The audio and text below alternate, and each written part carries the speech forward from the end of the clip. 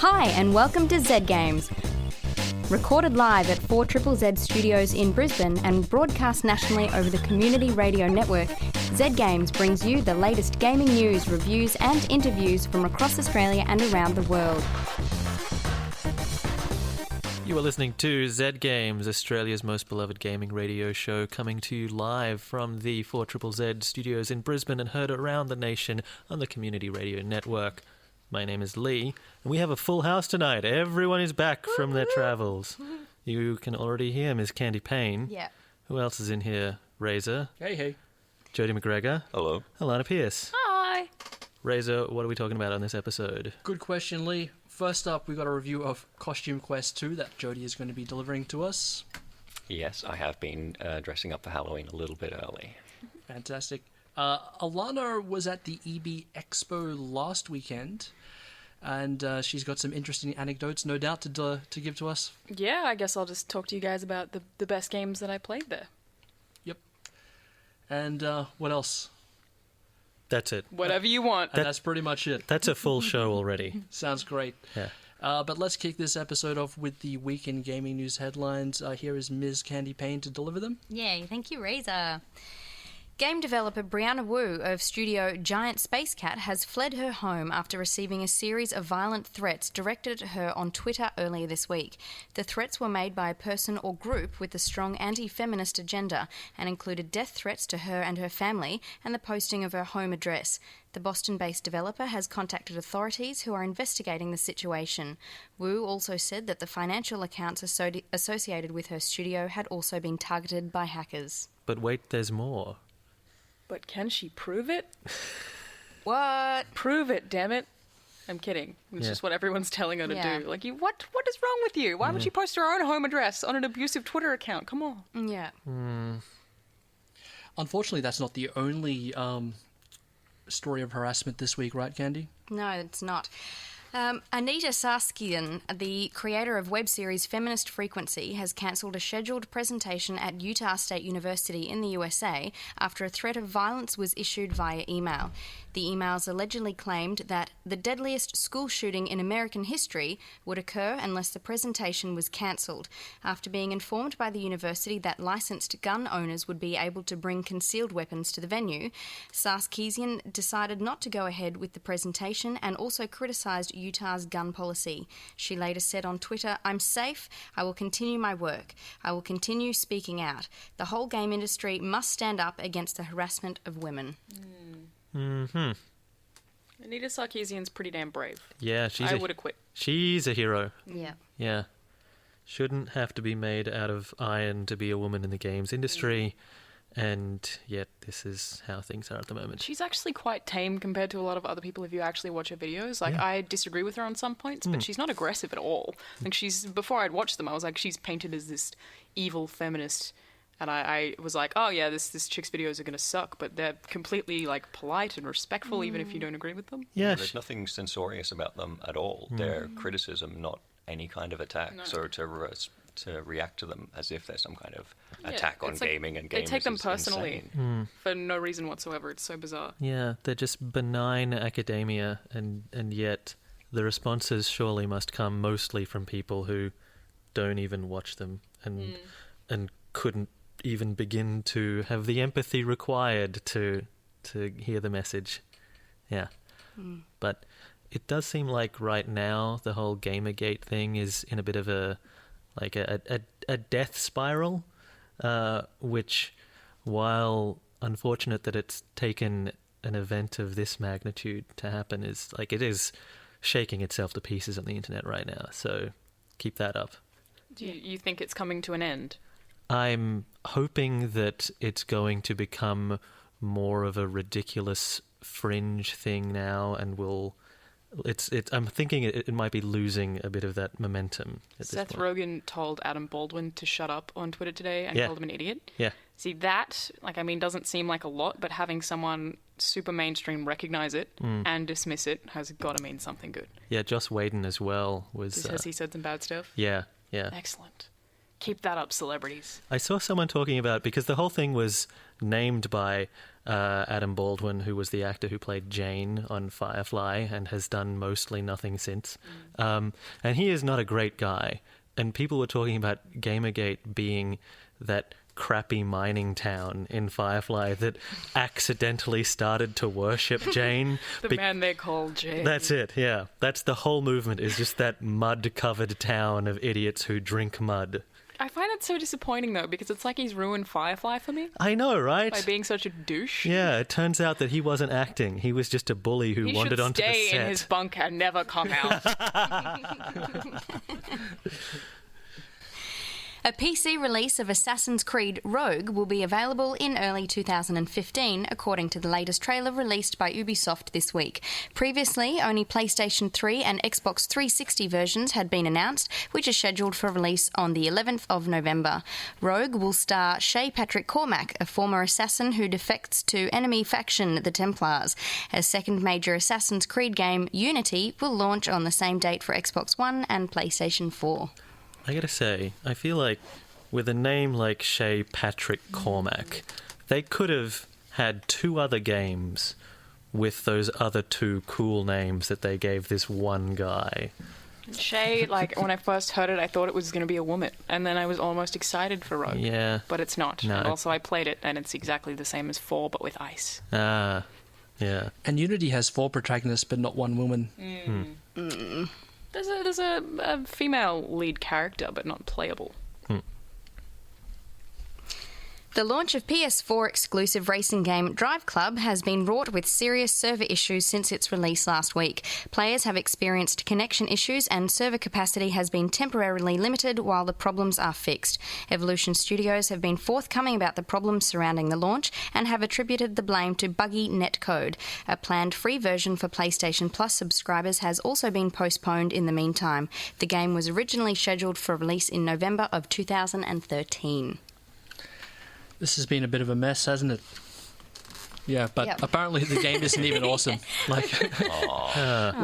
It was supposed to come out a year ago, just like this Candy said, and we've been waiting. And then in that time, they've kind of said, "Oh, look, the PS Plus version. It's not going to be the full version because that's what they hinted at when they originally announced it at E3 a couple of years ago." And now we've been waiting, and it's finally here. And now we've got the dodgiest launch. This one is like up there with Battlefield 4 and SimCity as one of the terrible ones. And you know the game is it's not great either. So it's been pretty I've crap. heard terrible things, but I think a lot of people are comparing it to Forza Horizon and Forza 5, which are like franchises technically that have existed for a lot longer, so it almost seems unfair. So I think people are enjoying it, but it has some really harsh competition, especially for a new IP. But the server issues are unexcusable. They should have had a beta. I've seen some videos of Forza Horizon 2, and it looks amazing. So Freaking love it. for these 2 games to come out at the same time, I mean, it's a bit of a rough thing, isn't it? And then the crew just looks fantastic as well. I think Drive Club just kind of got lost in between all the other awesome-looking ones. Welcome back. You are listening to Zed Games. That was Dream Within Dreams by Ian Paul Livingstone, which is the main menu theme from Valiant Hearts, which is a beautiful game. And today, Jodie has a game that also kind of sounds beautiful to tell us about, Costume Quest 2. What's up with that? It's a game about Halloween, and yet, it is a very cute, very kid-friendly, very pretty-looking game. It has that sort of Tim Burton cartoony aesthetic with fake cobwebs and pumpkins everywhere. It's a game about celebrating Halloween, which is a weird thing to experience as an Australian who didn't grow up with that. But these games have made me appreciate why Americans care so damn much about Halloween, because you play a gang of kids who get set loose for this one night a year in your neighborhood. You're allowed to dress as whatever you want, and you have no adult supervision, and you rule the night. And the only time you see adults is when they are giving you lollies. Halloween's amazing. Halloween is my favorite holiday ever. Has anyone seen the I Bob's love this. Burgers episode? No, I haven't. There's this Bob's Burgers episode where they go to this island and like everyone's just like gone crazy and they're egging each other and having the best day ever. It totally reminds me of that. Oh, love it. So you play twins and a friend of theirs. You have like this gang of 3 kids who just roam around the suburbs trick-or-treating. But then aliens invade and want to steal all of the candy. And Those no one jerks. believes you because it's Halloween. They think you're just seeing people in costumes. So it's up to you to save the day. And so that's what Costume Quest 1 was about. Kids in costumes saving Halloween from aliens.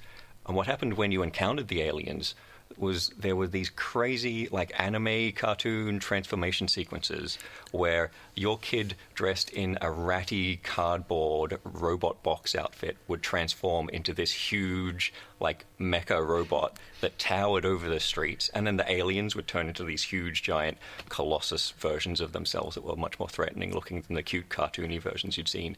And then you just duke it out. No explanation. It's just suddenly it's a JRPG. It's like Final Fantasy VII or maybe Paper Mario, and you take your turns launching special attacks at each other until your hit points run out or theirs do, and then you're just back to being kids roaming the streets again. Never explained. That kind of sounds amazing. One thing that I have to ask is, do you get to choose your own costumes? Do you get to dress the kid up yourself, or is it just done? You gain more and more costumes as you play. So you start out with just a couple of them, but then you've got like 9 or 10 of them by the end of it, and you can switch between them. They all have different attacks and different specializations and different specials they can launch. And they also do different things when you're just wandering around exploring as well. They'll have some special ability that you can use to solve puzzles with. There might be one you can use to light dark places, so that will let you get into sewers and stuff like that.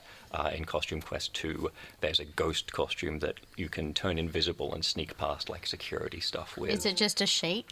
It's just a sheet with some holes in it.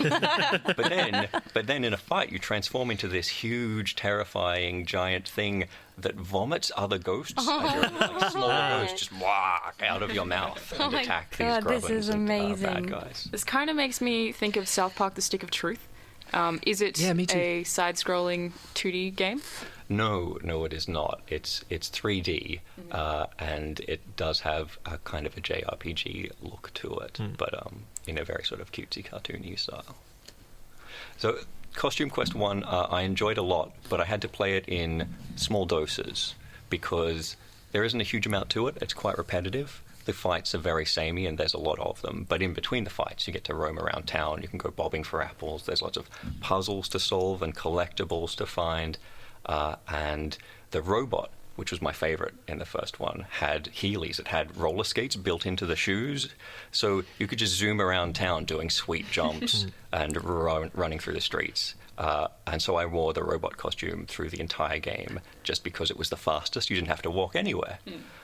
And obviously the game developers realized that everyone did that, because in Costume Quest 2 every costume has Heelys. You can roller skate no matter which outfit you're wearing, which is What are some of the examples of outfits and the special attacks you get from them?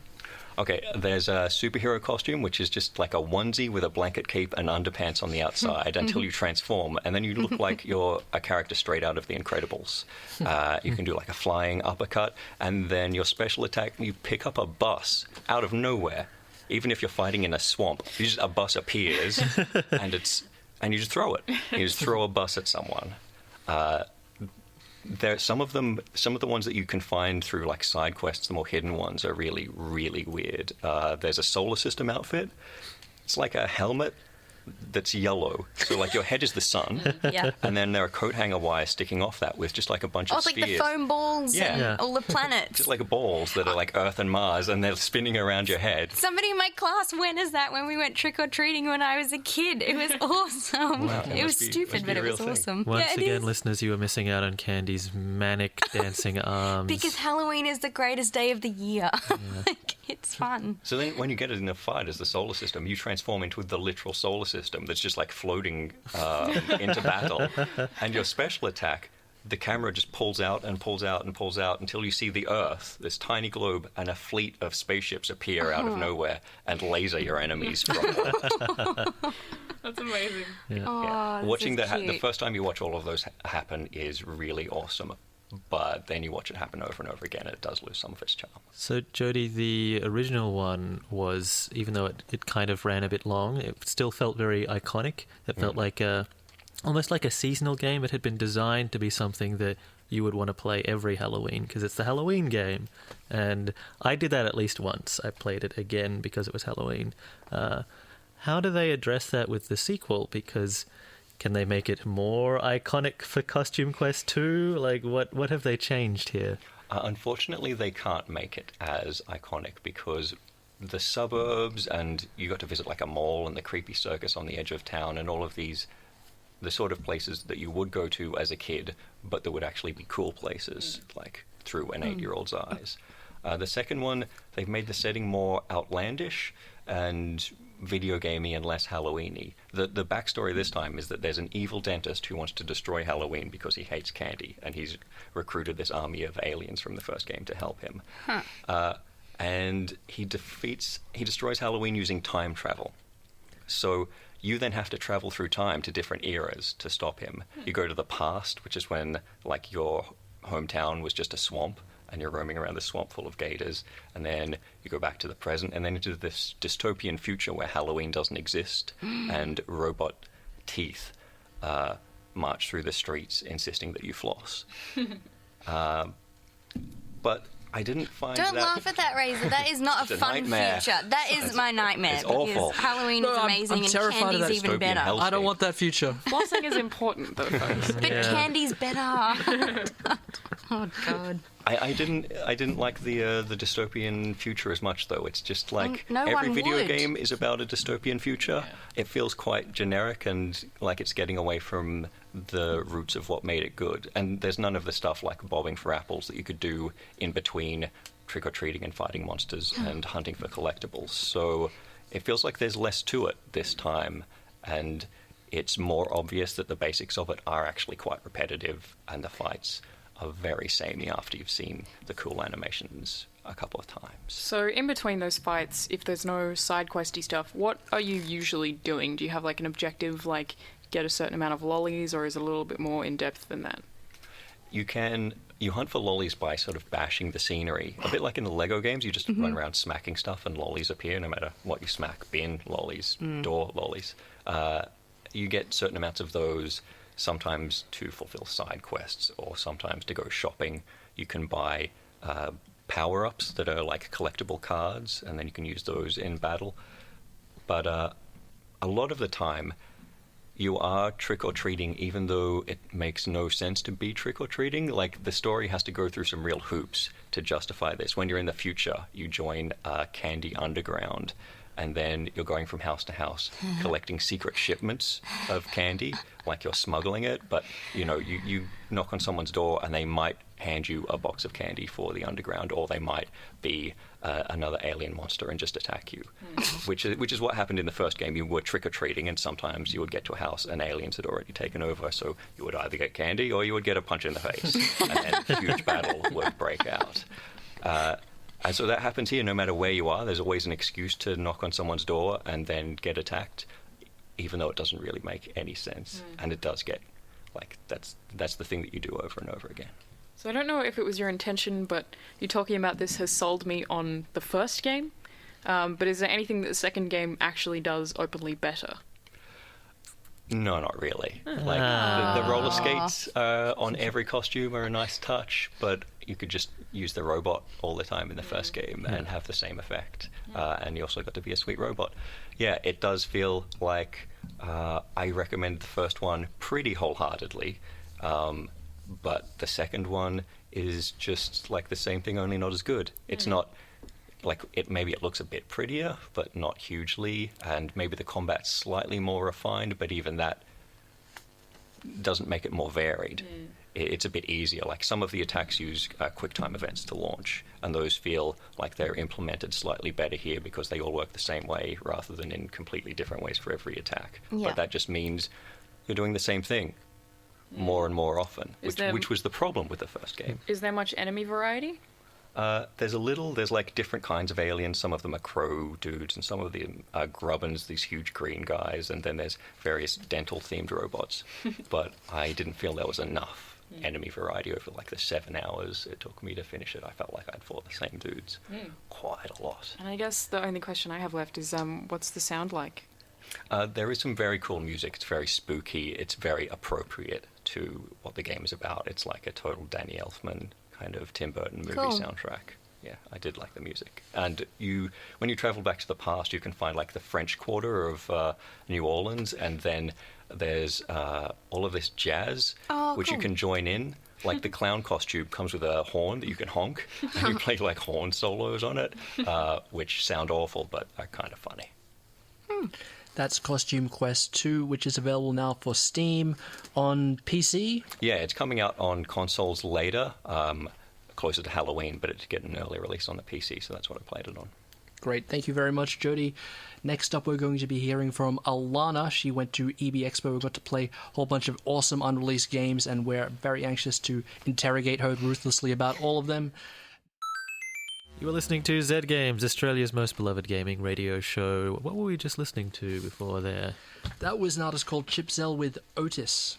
Aha. So, Alana, Yes. That's you. Yes, hello. Hi. You were in Sydney not too long ago attending the EB Expo, Last week, yes. and you played all the games that we wanted to play, and then we didn't get to play because you were there and we weren't there. Yeah, suck it, jerks. You're the worst. I hate you. I hate you. Thank you. Ah! Yeah, I did. What do you guys want to hear about? All the games. All of them? Yeah, all of them. Well, I mean, let's start with the easy ones. Mortal Kombat. Yeah. It's pretty much the same as all the other Mortal Kombats, so that's that done. Good. I mean, it was fun. Sold. Sold. It was fun and really brutal and looked really pretty, but that's all I have to say on that. How So- can it be brutal and pretty at the same time? You played the last Brutal one. can it be was, pretty. Yeah. It was can be shiny. It was glorious, is a word I'd use. Yeah. It wasn't very pretty. It was like You know, the environments are gut-wrenchingly totally pretty. glorious. Like there was like pretty water and the environment. nice lens flare and nice Oh, yeah. little costumes they got. Oh, yeah. you know? Blood fountains can be pretty Yeah. Yeah. if you're you're into that. psychotic. Yeah, which I Well- totally am, so it's fine. Moving on. Moving on, what else would you like to hear about? I mean, I want to hear about the Order 1886 because, like Victorian era monster hunting, that's a cool idea for a game. so that Yes. was my game Yes, it is. of show. That was the best one that I played. What do you guys think that game plays like?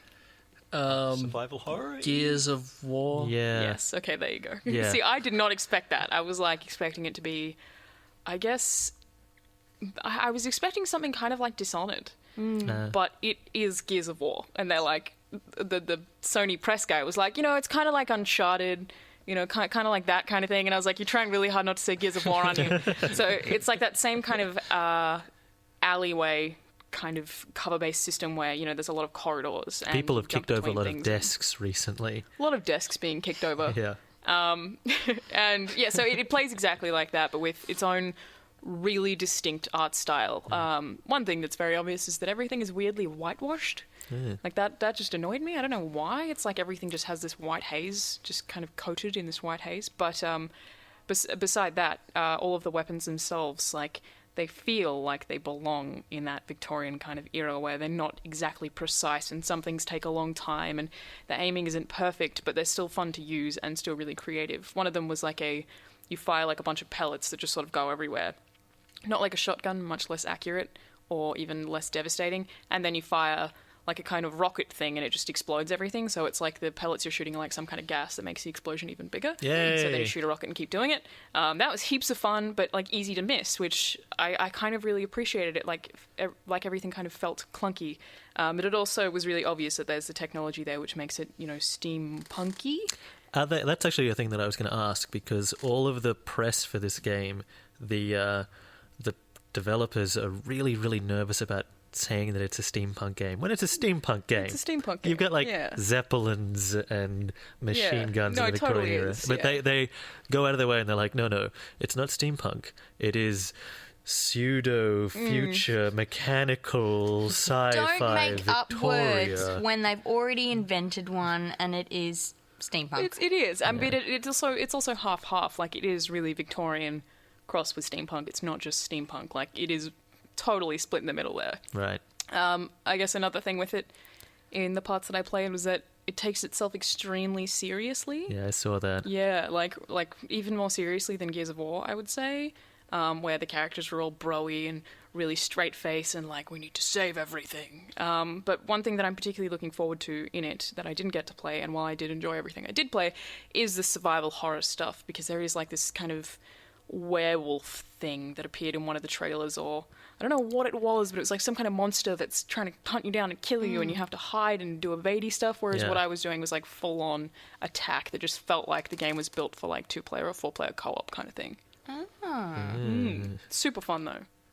That's interesting, because I did get a lot of the whole like hiding and thing from the Yeah, trailer and I stuff don't think as it's well. That's what I consistently like thought. that, so I guess Gears of War isn't either though. Yeah. It is totally Gears of War, but I think it's, in saying that, a lot of games have tried to copy that Gears of War cover system, and this is probably the only one I've played that has done it really, really well and not like blatantly copied it. It's very similar, but still has its own unique style and is really equally as enjoyable. Did you see any of Dragon Age Inquisition down there at all? It wasn't playable. Dang. Unfortunately, no. Nah. Will be playable at PAX though, or Cool. just before it. Was there a game that stole the show much like Titanfall did last year? I would say for most people that would have been Evolve. I didn't play it because I played it at Gamescom, but I guess we can touch on that again. Is that Evolve is like a 4v1 where there's one person who plays as a giant monster type thing. When I played it at Gamescom, we were against the Kraken, which is kind of like a mage and just like shoots lots of crap at you. And then the 4 have to be really, really tactical, work together. There's one that's a trapper, which is who I played as, so you have to trap the monster in. And there's a medic, which is like ridiculously important in this because the monster can kill you in like 2 hits. So there's a lot of like communication that goes on here and weapons that are really, really catered to complementing whatever kind of tactics your team decides to actually use, because you're not going to defeat the monster unless you know what you're doing. And I think that game, a lot of people seemed really, really hyped about it because it is so much damn fun. Far Cry 4 as well, a lot of people seem to really enjoy. Did you get your hands on that? I did, and to me it was exactly the same as Far Cry 3 but with elephants. Good. So the elephants Okay. were great, don't get Yeah. me wrong. So it looked really similar, obviously it's set in the Himalayas now, so it was nice and snowy and a little bit more lush, and everything looks really pretty and peaceful. But yeah, you just like walk up to an elephant at this water hole and just like jump on it like a vehicle and then control it like a vehicle, and it's just immediately tamed. I was like, wow, this is convenient. And then, yay. No, elephants are like that though. You just have to go up to them and press Jump on. either the E key or Y. Or X. Yeah, and you use Yeah. it, and away you go. It's just a car, really. Yeah. See, I would have preferred a bit of like maybe real life interaction with it, where chances are the one you've jumped on is a dud and it's not going to let you just ride it around for free. I kind of expected a QTE. Like, I was expecting when I got on it to have to tame it in a second Yeah. or something. But it's like, no, okay, let's walk into this wall if you want then. Okay. Presumably the elephant has been in this situation before and is used to you doing this. Well, there's a lot of elephants around. Like, the chances of you getting the same one Well, is- they are a very social animal. They communicate to one another. So Yeah, like they're the like, first okay, this elephant- guy's alright. Yeah. He's like, look, He presses that X on you. just You go for obey. it. Yeah.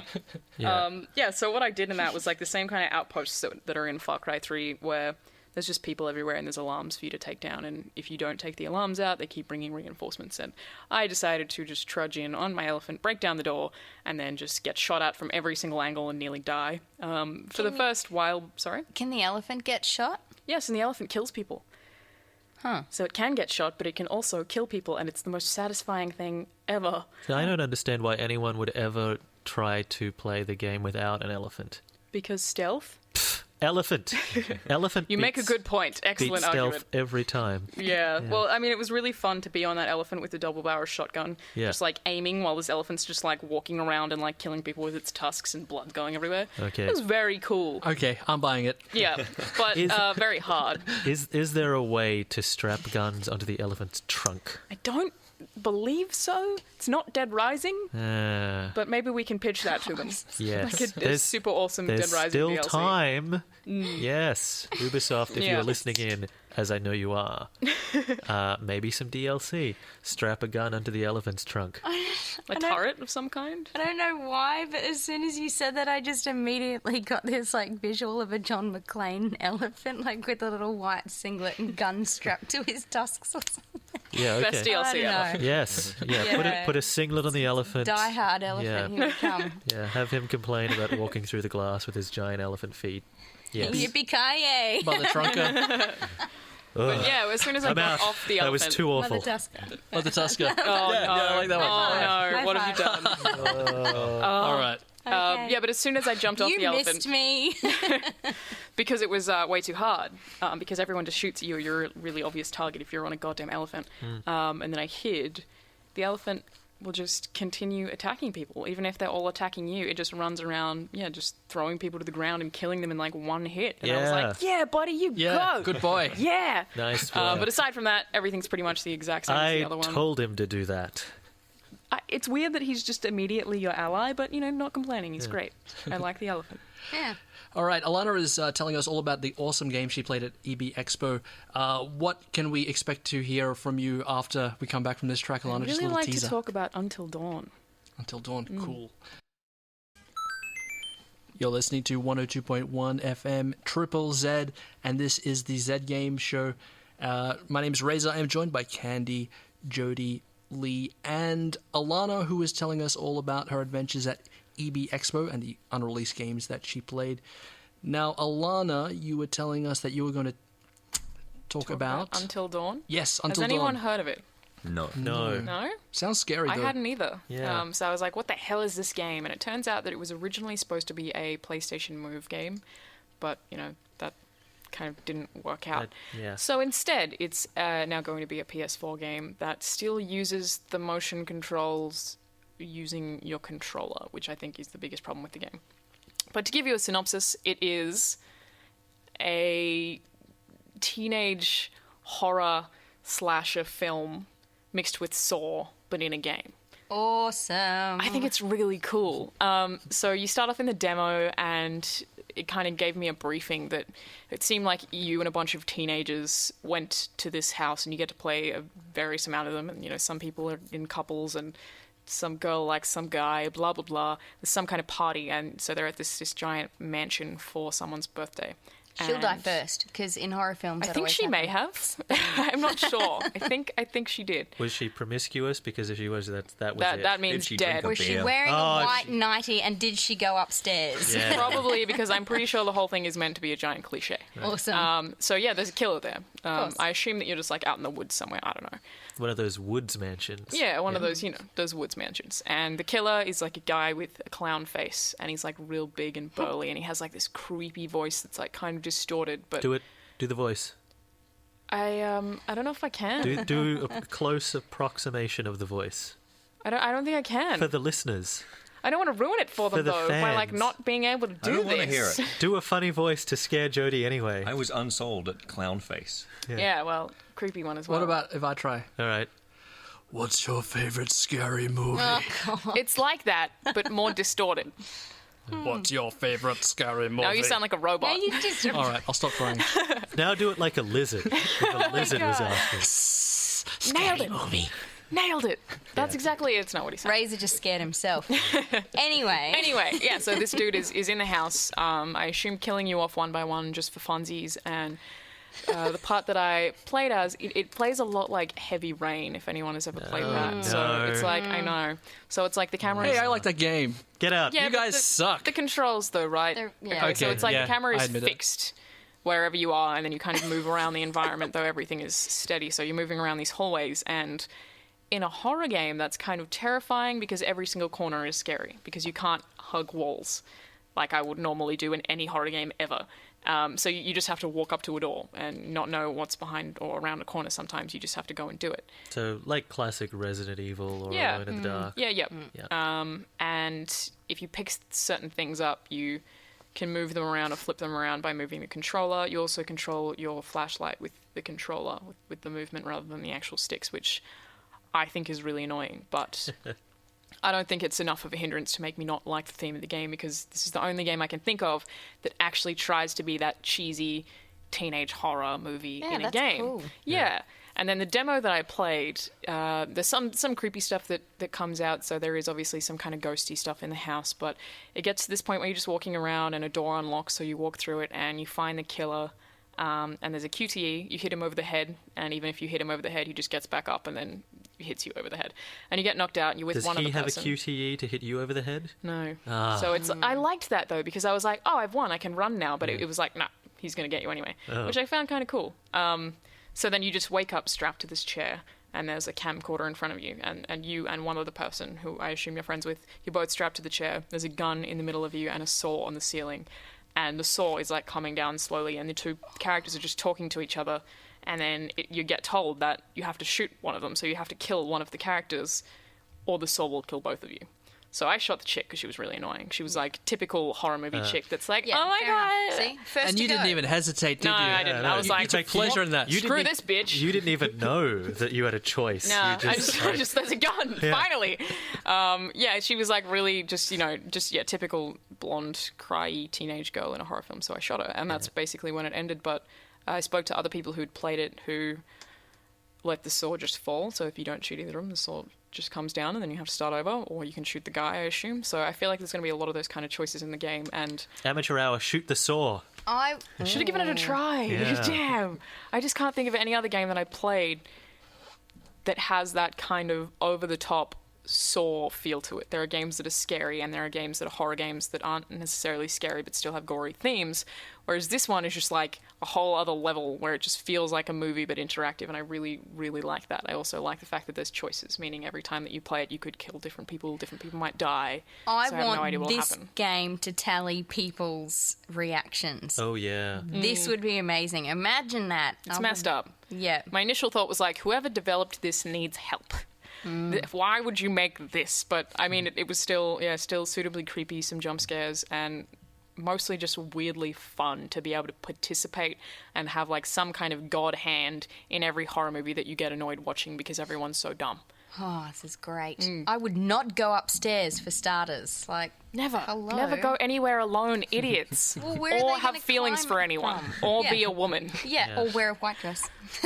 Or In the be woods. attractive. Just none Yeah. of those things, then you're fine. No, because the homely guy also gets it like 3/4 of the way through, like Jack Black and I Still Yeah. Know What You Did Last Summer. Well, preferably also just Yeah. wear shoes before you go for a walk in the woods, because at some stage you're going to have to walk over glass or something. It's just a given. Buddy system, Yeah. everyone hold hands Buddy with everyone hands. else. Exactly. Yeah. So I kind of liked that I could have an input in that. You know, an input on teenage idiocy. And they are really, really typical characters. Even the bad guy just feels like a horror movie bad guy. It was Oh, all love just it. so basic, and I just loved being able to participate in that. It was really, really cool. I think that the controls are going to put a lot of people off because of the way that the camera is fixated and having to move the controller around to make things work. Did that affect the outcome in any way? Like, because you couldn't see what was around the corner, are there some parts that you found difficult to get past because there was somebody right there and you couldn't brace yourself for it or be prepared or anything like No, that? Or not I really? don't think that the jump scares would be any different to you opening a door in a game and having something there. Yeah. It was kind of the same, but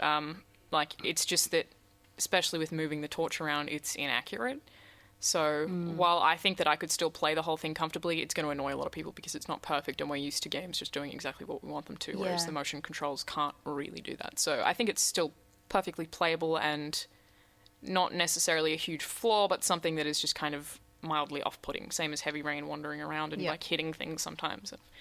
Yeah, but it stood out to me as something that I'd never heard of before in a video game. It was just so different and really, really cool, and no one else has apparently heard of it either. I already love it. Yeah, it's going to be great Yeah. when it comes out. Show of hands in here who's playing it. Probably not Razor. He's not arguing it. What? Kind of shrugged. That was a Yeah, shrug. it's a little Alright. scary. I'm just not interested. I'm not scared. You know, you realise what That's you've what they done, all say. Because now this means that he's the one who's going to be the killer because you drove him to it. That's great. Thanks, Candy. Yeah, We're all- I we're wouldn't all be dead. surprised if one of the ones who like pretends to die ends up being the killer. Yeah. Like in Yeah, Scream. I'm fast and I wear sensible shoes. Good luck. Yeah, Sensible but- shoes. Nailed it. You don't stand a chance. Okay, we've probably got time for one more game. I guess I could talk about Assassin's Creed Rogue. Oh, yes. So that is the That's the one that's coming out for PS3 and Xbox 360, right? yes.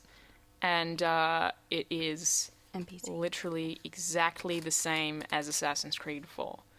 Is that a good thing? Is it like the good bits of Assassin's Creed 4? Yeah, Are there sea shanties? It is the good Are there bits. sea shanties? Yes. There are But sea shanties. yes. All right. But it doesn't look. Sold. It doesn't look as pretty, Yeah. obviously, and it's also just. I mean, it's just so bizarre that they didn't change anything in the ship combat.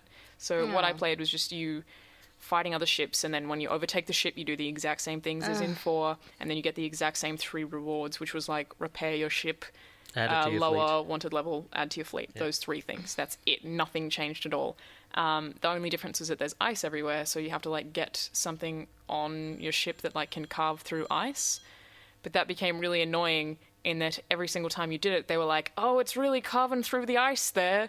Like they narrated it every time you went through ice, like the people Oh on your my ship. It's like, okay, God. yeah, I see that that's happening. You don't need to be like, "Well, this is different." See, Did anyone ever yell iceberg dead ahead?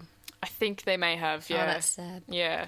So it was like they couple hundred really years too milked early. the ice thing. They're like, it's totally different. But of what I played, you had to get out of your ship and then find some chest on the top of some weird climby stuff. And I mean, that all felt basically exactly the same. But if you fall in the water, like a frost kind of comes over the screen and you'll eventually take damage. So you can't just swim wherever you want now, which makes me like it even less because that was something I really liked doing in Assassin's Creed 4, which is like swimming around. Apparently you freeze to death now. So this is just Assassin's Creed on ice. Yes. That would be way more fun. Yeah. No. It's just like an expansion for Assassin's Creed 4. Well, it's just filler, right? This is just their... It is. This is their Arkham City, whatever that was. Arkham Origins. Origins. Yeah, totally. Yeah. And I mean, it's not that I didn't like 4 because I actually really enjoyed all the ship stuff in 4. It's just that it's just so bizarrely similar that I don't know why anyone would spend their money on it. It's supposed to be the end of the trilogy, which I didn't even know there was. So apparently It's a 3 trilogy? and They are- 4 and this one is a trilogy. But they already had Oh, a they had third that. game. They had Liberation. Well, it didn't count. Oh, okay. There was a woman in that. It doesn't count. Who starts a trilogy at number 3? You know what I'm saying? Ubisoft. Yeah. Because Assassin's Creed was originally only scripted to be a trilogy. Yeah. It was only meant to be 1, 2, and 3, and then they had 2.25, and then 2.5, and then they were like, let's put some DLC on that as well. Can you imagine how good it would have been if it was just 3 games? If they Yeah. had stuck to that and like had that one epic plot. Ezio. What? Yeah, but they... because he would have been in one of them. He only wouldn't would have he? been in one, yeah. And I kind of love the journey of seeing Ezio grow old, but Yeah. so this is supposed to be like the end of the Ken Wade franchise, and Well, good. I liked Hatham. He was a cool guy. Yeah, he was alright, but... Connor was a dick. Look, he was no Ezio. You can never That's beat all I have Ezio. to say. But overall pretty disappointing. Unity wasn't playable, but I did get to play that at Gamescom as well, and it's just hard not to say that they all feel the same, really, at this point. Even the addition of a crouch button doesn't change it. I did actually a little. Maybe I used the crouch button a bit, and we were playing on Xbox controllers, and you can now press B to go down. So, like, instead of having to use the stick to go up and down, you press B to go down, which just made climbing so much easier in a way that I would not have thought of. It was like, so I just want to go down here, and they just drop to whatever is the next, like, lowest thing. That was great. That's good. And obviously there's all of the gear that you can get, like jackets and hoods and pants and whatever that will change your stats. So they've added the ability to wear different hats now. And pay for them, yeah, Yeah. microtransactions. Video games. Pay for them. Yeah. Oh, I shan't be paying. Yes. Someone's already purchased enough hats over their video game career. Yeah, look, I'm a bit... I feel a bit sad about the Assassin's Creed series because I really loved Assassin's Creed 2 and, you It's know, a fantastic game. the 2 other And spin-offs. the But ending, I'm just so lukewarm towards the series now. Even though there's 2 coming out just in time for Christmas, I'm like, whatever. it's going to be the worst week of my life, is all I keep thinking, having to play those 2 games in a small amount of time. I kind of... Actually, you know what? I hope that is the worst week of your life, because Thank you. that's pretty good. It's going to be Yeah. awful. That's me wishing you a really eventful, pleasant life. I hope the worst thing that ever happened is you have to play 2 new Assassin's Creed video games, Alana. It is going to be really bad. It is. I'm like really not looking forward to it. All right, that's some awesome privilege, right? Yeah. Yeah. I feel for you, Alana, I really do. First That's world gonna- problems. That's going to bring us to the end of this week's episode of Zed Games, guys. If you want more info on the show, we are online at Facebook and Twitter, ZedGamesAU being our handle. Next week, we have an awesome special guest, someone coming in from Half Brick Studios to tell us all about a new game that's coming out this week.